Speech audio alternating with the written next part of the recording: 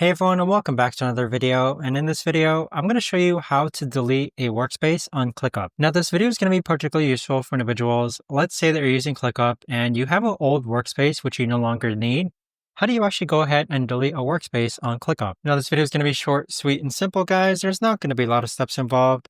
Now, in order to do this, what you're first going to do is log on to ClickUp. Then in the upper right-hand corner, you're going to click on your profile icon name and then click on Settings. Once you click on Settings, go ahead and click on Settings again on the left-hand side. And then once you're on the Settings side, go ahead and scroll down. And then this is where you see this button here that says Danger Zone. This is where you could actually go ahead and delete this workspace forever. So once you click on delete this workspace forever, this is going to remove the workspace from ClickUp. But there you have it, guys. That right there is the best and easiest way that I know of to actually go ahead and delete a workspace on ClickUp. If you guys know of a better, easier way to actually do this, let me know in the comments down below. I would love to know. Thanks so much for watching, everyone, and I'll see you guys all in the next video.